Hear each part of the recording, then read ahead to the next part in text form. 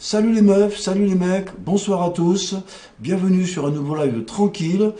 Mon invité Dorian, nous sommes les cons enfin nés. Dorian va vous expliquer des choses très intéressantes sur une nouvelle science, la conscientésie. Dorian, c'est à toi.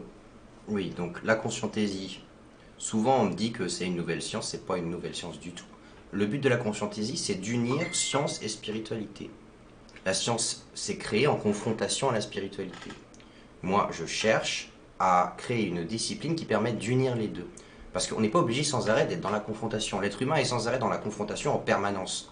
Parce que par peur de la fusion, bon ça faudrait que j'explique tout à l'heure d'où vient cette peur de la fusion, eh bien on est sans arrêt dans la confrontation, dans la division, et on ne sait pas unir les choses. On ne connaît que la fusion ou que la confrontation. Et là, je pense qu'en 2020, il est temps d'unir science et spiritualité. Donc la conscientésie, c'est quoi? C'est l'idée que la conscience précède la matière. C'est-à-dire que toute cette réalité que je vois, cette casquette, cette feuille, ce paquet de feuilles, ce stylo, je sais pas quoi, tout ça, c'est la conscience qui produit cette réalité. Un peu comme si on rêvait, si tu veux. Lorsque tu rêves, eh bien, tu as la sensation d'une réalité extérieure à toi, mais pour autant, cette réalité n'est pas extérieure à toi. Elle est dans ta conscience. Et mon but, là, c'est comme un rêveur lucide, de trouver la faille qui existe dans ce monde, dans cette réalité qui semble beaucoup plus persistante que les rêves que l'on fait d'habitude, de trouver la faille qui nous permet de voir que nous sommes actuellement en train de rêver. Et je cherche à trouver la faille. Donc, cette faille, elle est où? Je l'ai trouvée, je pense l'avoir trouvée, j'en suis même certain. Elle se trouve dans les objets en situation d'équilibre ou de situation chaotique ou dit aléatoire. Lorsque tu observes un objet qui est en situation d'équilibre, donc tu prends, je sais pas moi, n'importe quel objet qui est suspendu en l'air par un fil, d'ailleurs dans tous les supermarchés maintenant, il y a des tas d'affiches qui sont juste suspendues à un fil. Donc c'est ça qui est intéressant, c'est depuis que je conscientise ce fait, et bien comme par hasard, soudainement, pouf, tous les supermarchés, il se trouve que ils ont des affiches suspendues à un fil. Et du coup on peut s'amuser avec. Et donc si tu observes pendant une heure, tu as juste une heure de travail à faire dans ta vie. Une heure, c'est rien, une heure. Une heure dans votre vie. Vous observez un objet en situation d'équilibre ou de situation chaotique, ou dit aléatoire, vous prenez une heure de votre vie. Vous observez cet objet, et pendant que vous observez cet objet, eh bien, vous observez aussi vos propres pensées. Il faut faire un certain travail, c'est-à-dire réussir à distinguer les pensées qui disent non, je ne veux pas que cet objet tourne à droite, et oui, je veux que cet objet tourne à gauche. Et il faut savoir distinguer finalement les pensées qui viennent de l'ego et les pensées qui viennent du soi. On a tous un surmoi, on a tous un ego qui s'est construit à partir des traumas de la vie. Et l'ego, c'est quoi? C'est la partie de l'esprit qui dit non en permanence.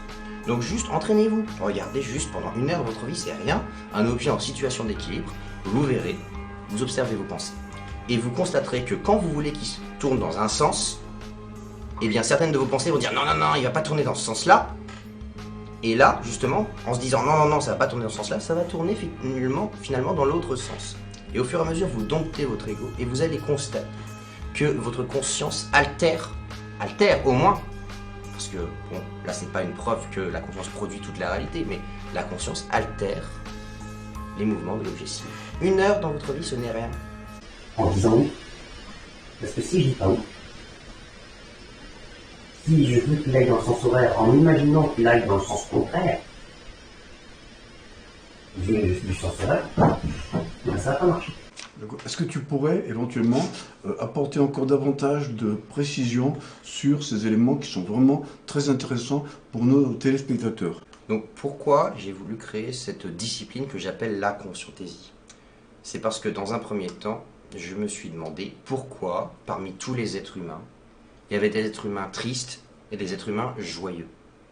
Quand je vois, d'ailleurs j'ai assisté à la mort, enfin j'ai pas assisté, mais en tout cas j'ai appris la mort d'un pote qui s'était jeté du 8e étage, et j'ai pu me poser la question, mais bordel, qu'est-ce qui a fait qu'il s'est jeté du 8e étage? Qu'est-ce qui fait qu'un être humain est joyeux ou heureux? Et à partir de là, j'ai posé une certaine théorie dans ma tête, si tu veux, j'ai essayé d'élaborer une théorie, un modèle de l'esprit humain, pour comprendre les mécanismes de l'esprit qui justement faisaient qu'on avait envie de se suicider ou pas, par exemple, qui donnait envie de vivre ou qui donnait envie d'arrêter de vivre. Donc qu'est-ce qui fait qu'un être humain a envie de vivre, selon toi? Moi je te pose la question. Ben, écoute, moi je pourrais pas vraiment te répondre à cette question dans la mesure où moi je ne comprends même pas qu'on puisse avoir envie de se foutre en l'air. Bon, je pourrais te dire humoristiquement, effectivement, que s'il s'est jeté du 8e étage, c'est parce qu'il n'a pas pu monter au 10e. Mais effectivement. Mais malheureusement, je pense que tu es plus compétent que moi pour nous expliquer précisément cette citation. Mais en fait, qu'est-ce que cherche tout être conscient? Tout être conscient cherche à être, tu es d'accord? À être, mais aussi à persister dans l'être, dans le temps. Il veut continuer à être dans le temps. Et il veut aussi augmenter sa puissance d'être. Ça s'appelle le conatus de Spinoza. Spinoza, c'est un philosophe que beaucoup ont cru qu'il était anti-religieux d'ailleurs, tellement il était rationaliste. Donc moi j'ai envie de te demander, est-ce que tu comprends quand je te dis que tout être conscient cherche à être, persister dans l'être et augmenter sa puissance d'être? Ça me semble clair. Ça te semble clair? Bon. Donc ça c'est ce qu'on appelle le conatus. Finalement on a des indicateurs qui nous permettent de savoir si on tend vers notre conatus ou pas. Chaque individu a son propre conatus. Chaque individu a par nature des volontés qui lui sont propres, des désirs qui lui sont propres, des parcours de vie, des chemins de vie qui lui sont propres. Et finalement, qu'est-ce que la joie? Qu'est-ce que la tristesse? La joie, c'est lorsque tu tends vers ton conatus. C'est quand tu tends vers ce que tu es toi, au plus profond de toi. La tristesse, c'est lorsque tu te repousses de toi-même.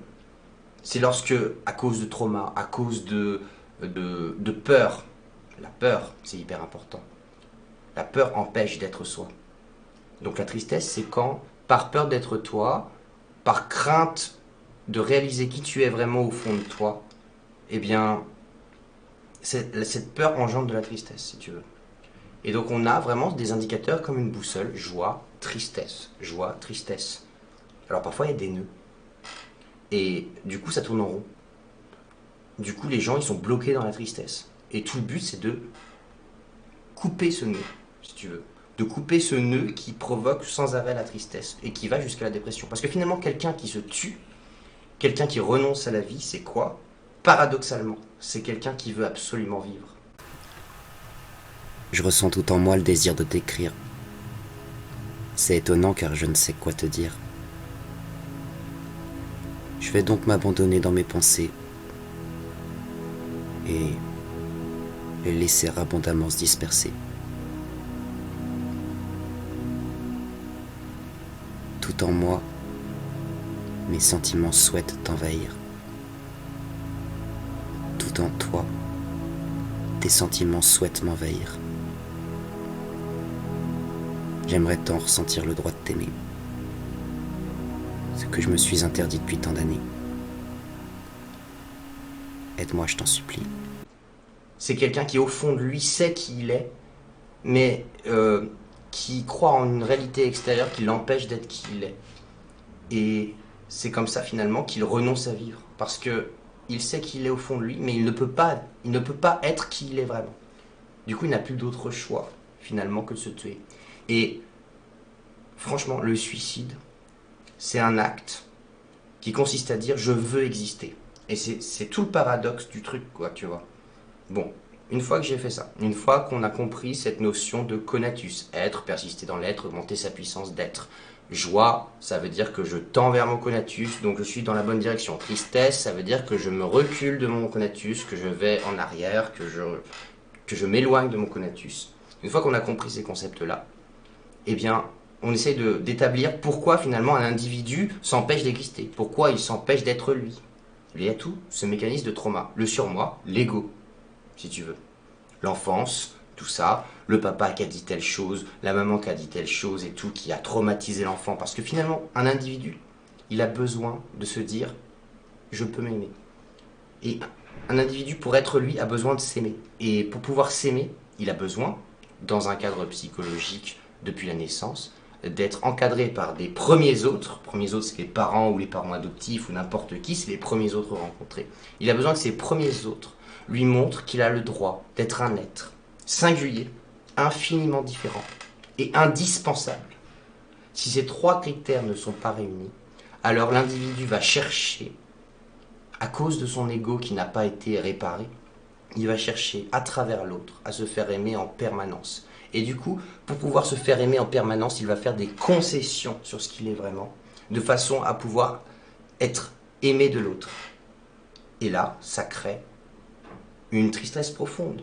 Quand tu as besoin de l'aval de l'autre, quand tu as besoin d'être validé par l'autre pour être aimé, parce que sinon tu ne t'aimes pas et du coup tu ne peux pas être toi, eh bien ça te tue.